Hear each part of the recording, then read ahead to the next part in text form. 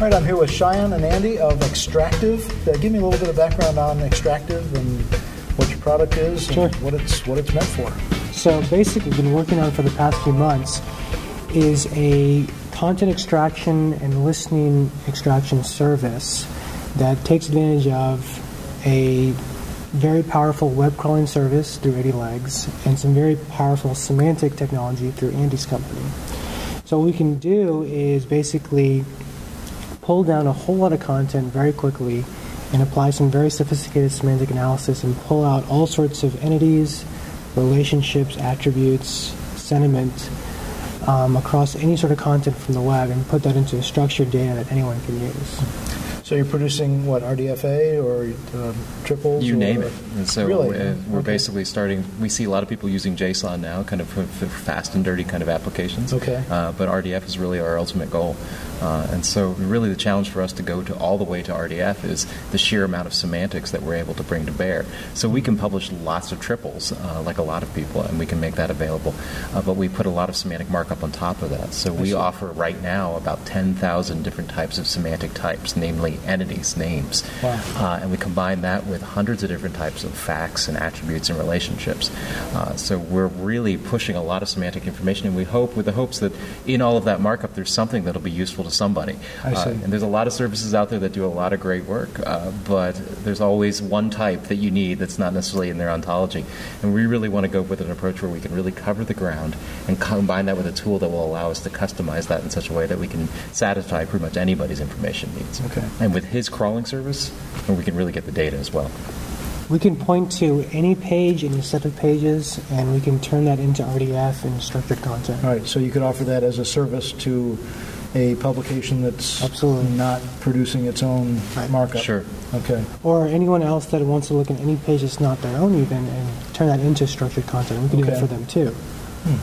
All right. So I think some of the places where it becomes very valuable are things like, blog comments and social media things where that's not going to be turned into RDF by the people creating that content, obviously. Mm-hmm. So you can now take these types and push them onto those comments that's really unstructured content and get something meaningful from that you can actually now query and build an application on top of. Okay. So a lot of the especially social media is pretty immediate kind of stuff.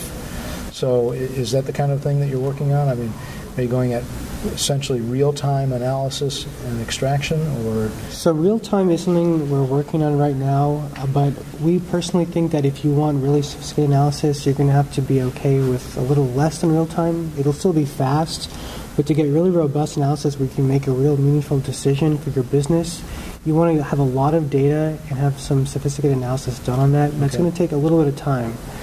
We hope customers are okay with that, but the benefit will be they will have reliable data they can make a meaningful business decision on.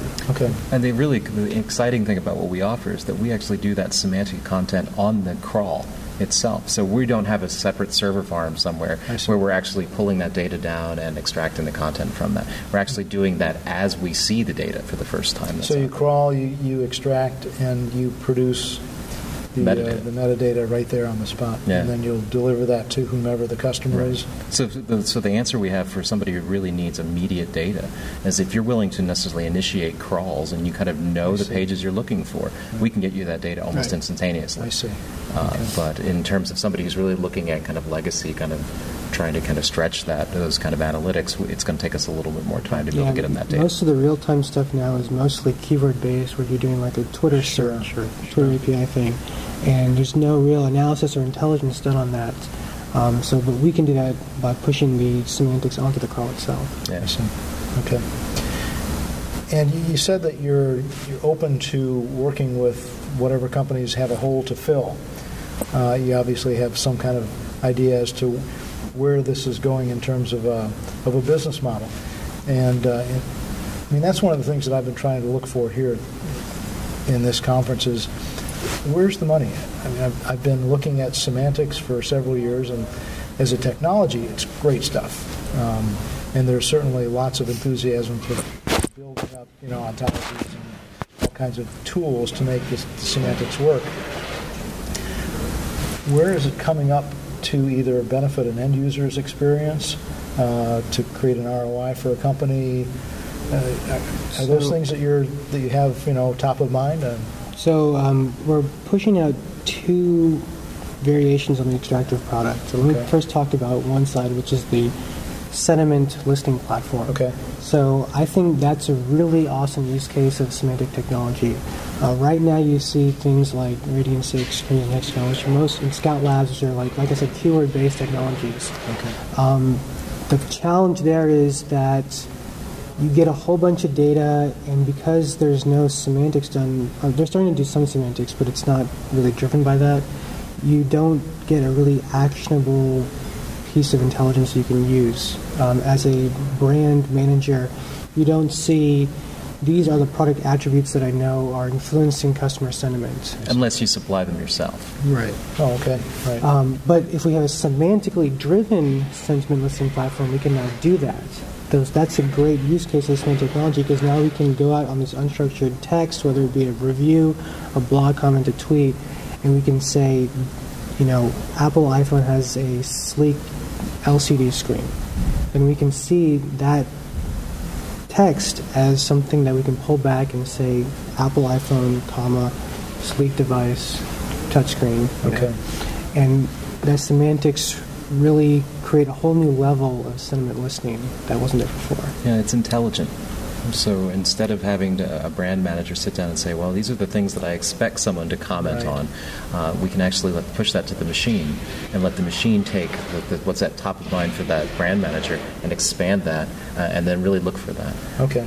And I think one of the exciting things that we're going to really be offering is giving people the cues of when they should pay attention. Mm-hmm. There's a lot of discussion that goes on in these, especially in these social media frameworks, and the one of the kind of natural reactions to having a listening platform. Now I can hear everything everybody says about me is to run in a million directions simultaneously. Right. And you really want to be able to say, okay, well, here are the trends, here's the raw data, and here's when you should care and should take action. Yeah, okay. And here's when you should just kind of let it go by. And you need a semantic technology to do that. Otherwise, Otherwise, you're just listening to the buzz and trying to kind of extract. Right. I'm on a kind of a personal. I use Twitter. Right. I've got 10,000 followers. It's completely useless. What do you do with 10,000 followers? Right. I mean, I can't even respond to them unless it's a direct or an ad. So, but I can see, so what you referred to as the river of information is more like an avalanche. No, sure. Tsunami. Just get out of the way of the snow. So we want to have a service that can pick the trout out of the river for you. Right. Okay. Terrific. I appreciate your time. Thanks so much, Sean. Well, best of luck to you. Hope everything goes great. It sounds like good stuff. Thanks. All right.